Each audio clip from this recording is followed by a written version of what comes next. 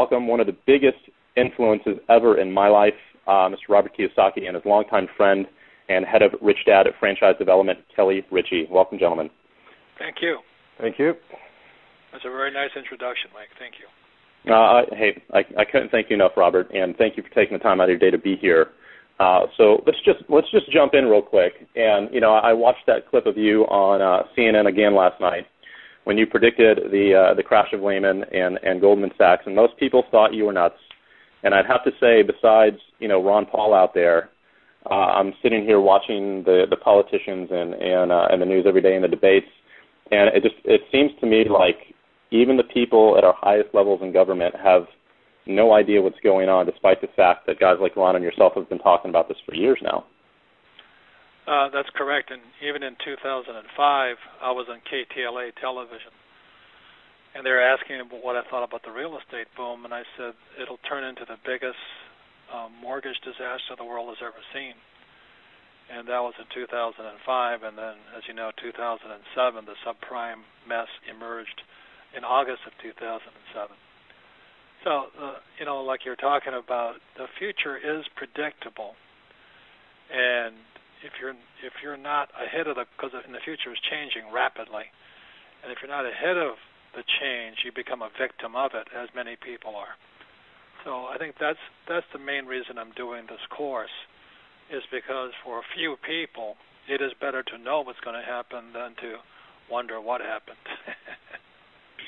Yeah, I was at your Psychology of Winners event a couple of months ago in Phoenix, and there's something that you said that really, it was a huge light bulb for me on a grand scale, and it was very basic, and I guess I should have known it, but it really stuck out, and it was the fact that you made it a point of saying that, look, rich people make money when the market is up, and rich people make money when the market goes down. It doesn't matter either way. There's opportunities in both, and I just find that ironic with, the headlines that we see today and the panic, hitting the market right now.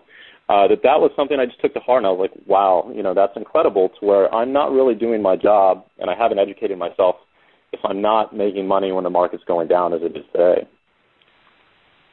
Well, what you're doing is by leading a networking organization is something that I've been advising people to do for a long, long time now. If you read Rich Dad, Poor Dad, which came out 12 years ago, I was recommending people join or build a network marketing business.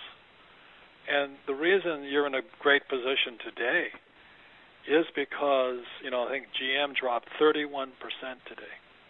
So the idea of a job security for life is really somebody chewing on some mushrooms. It's not reality.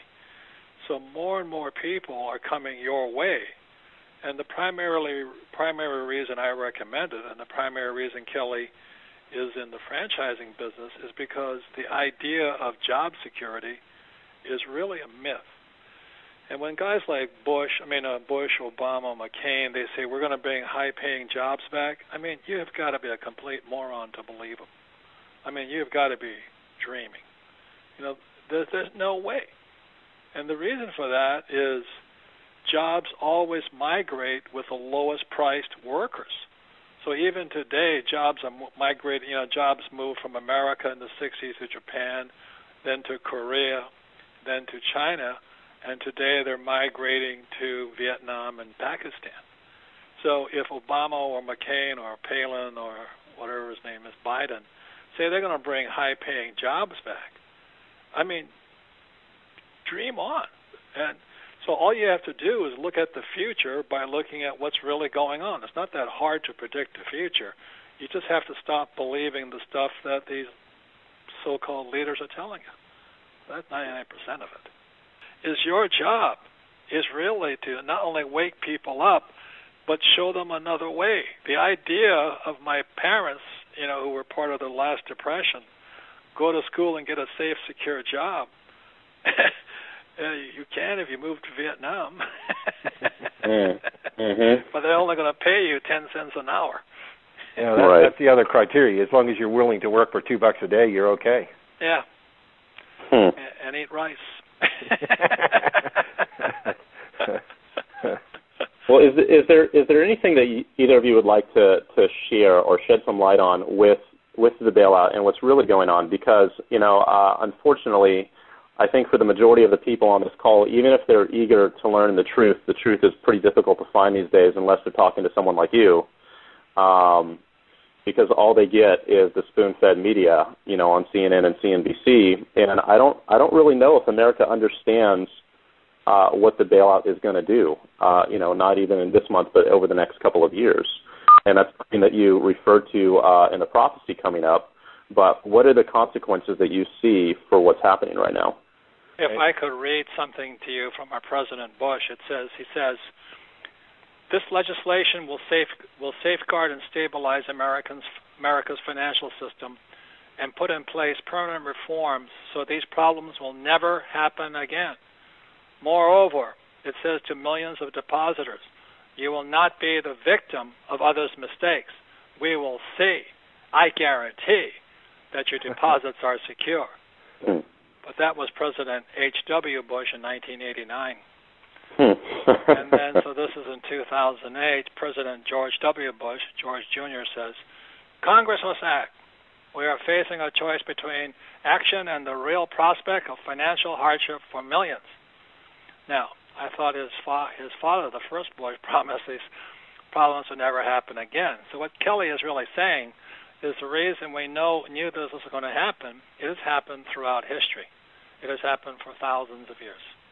And people are stupid enough to believe they're politicians. And it's the willingness to observe what Robert just read and then say to yourself, well, what does that really mean? And studying Fuller, what it really means is the bailout for Bush Sr. was somewhere between $66 and $512 billion. But when we talk about the bailout today, the bailout is somewhere between $770 billion and a couple $1 trillion.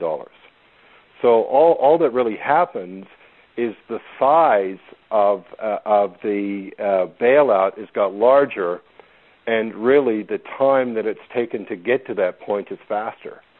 And those are some of the things that, as we go into talking about predicting the future, we'll be talking about that sort of thing. It's like, so this is going on. What does it really mean? So when we hear a statement from Bush Sr. and then Bush Jr. Years later, and really it's almost identical to what's going on. The only thing that's different is the size of the numbers and the speed that it happens. And today, we have more money coming in than ever before in spite of the crash.